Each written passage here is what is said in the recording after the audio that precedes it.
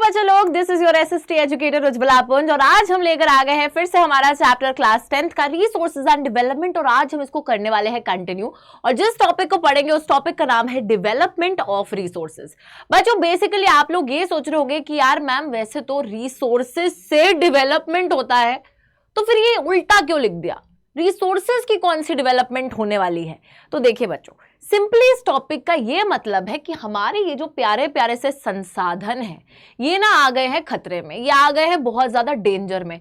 तो कौन कौन सी प्रॉब्लम्स है जिसकी वजह से रिसोर्सेज कम हो रहे हैं।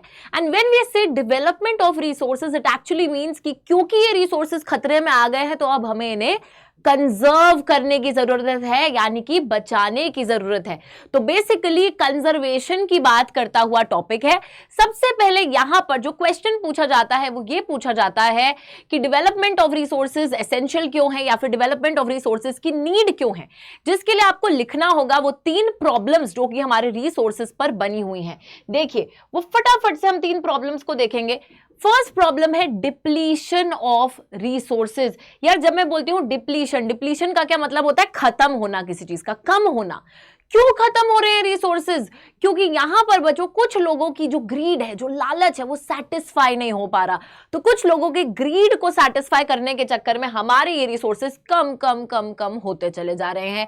दूसरी दिक्कत जो इन रिसोर्सेज पे आ रही है वो है एक्यूमुलेशन ऑफ रिसोर्सेज। इकट्ठा हो गए रिसोर्सेज किसके पास?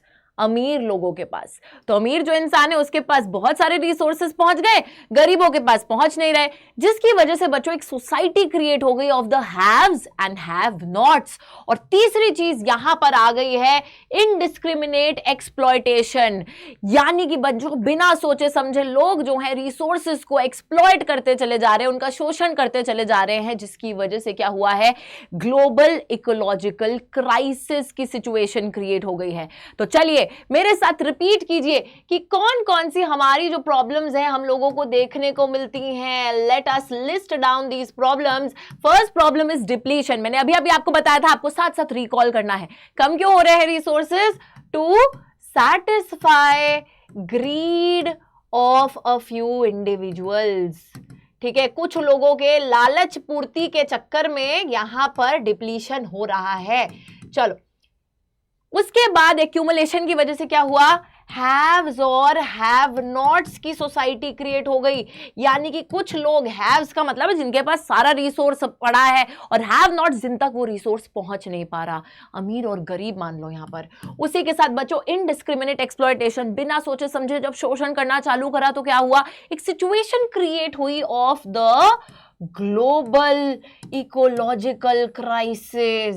ग्लोबल इकोलॉजिकल क्राइसिस का मतलब है कि एक तरीके से हम बोल सकते हैं कि हमारे जो समाज में ग्लोबल वार्मिंग जैसी समस्या हो रही है, ओजोन लेयर डिप्लीशन हो रहा है, ये सारी चीजें क्रिएट हो गई और ये सारी प्रॉब्लम्स हमारे रिसोर्सेज के ऊपर चालू है, जिसकी वजह से डेवलपमेंट की जरूरत है। किसके डेवलपमेंट की? रिसोर्सेज की डेवलपमेंट की, यानी कि रिसोर्सेज को बचाने की जरूरत है। अब बच्चों ये चीज हम ये नहीं है कि किताब में रियलाइज कर ली हमने कि हाँ रिसोर्सेज को बचाना है।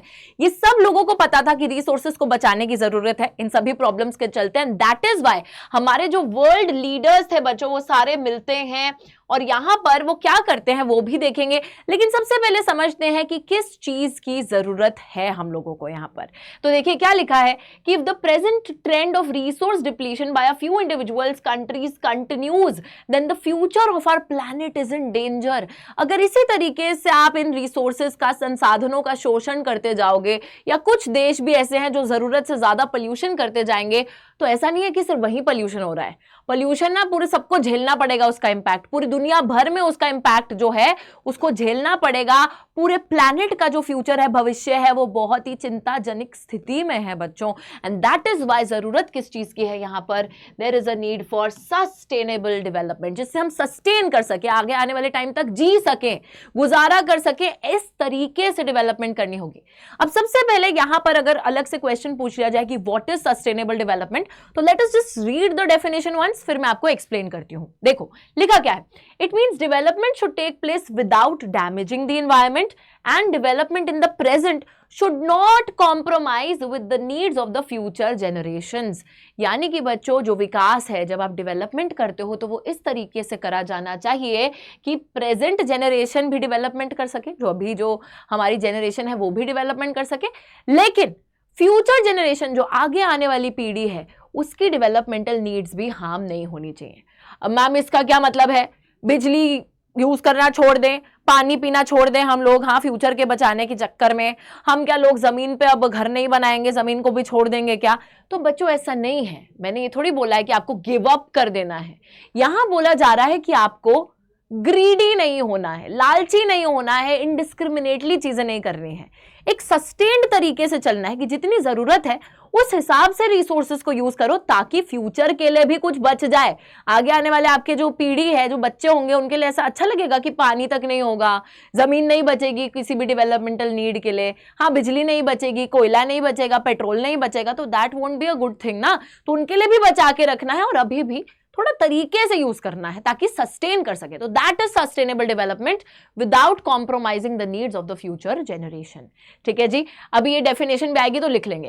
अब मैम एक बात बताइए कि लोगों को अगर इतना सस्टेनेबल डेवलपमेंट का ज्ञान है और अगर इतना ही रिसोर्सेज पे जो प्रॉब्लम्स आ रही है उनके बारे में पता है, तो फिर करा क्या? तो हाँ जी, आ जाइए जरा बात करते हैं कि करा क्या और होता क्या है। तो यहां पर बच्चों बात आती है रियो डी जेनेरो, जो कि कहां है, ब्राजील में, वहां के अर्थ समिट की, जो कि हुआ था 1992 में।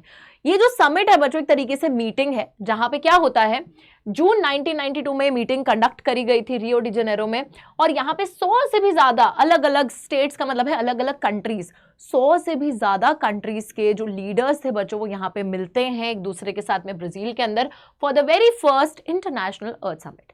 तो इंटरनेशनल लेवल पे इसको ऑर्गेनाइज करा गया था और इसी कंसर्न की वजह से सारे लीडर्स मिले थे। अभी जो कंसर्न आपको बताया है, रिसोर्स के डिप्लीशन वाला, ग्लोबल इकोलॉजिकल क्राइसिस वाला, अब ये सभी मिलते हैं और यहाँ पर एंडोर्स करा जाता है ग्लोबल फॉरेस्ट प्रिंसिपल्स और एजेंडा 21 को अडॉप्ट करा जाता है।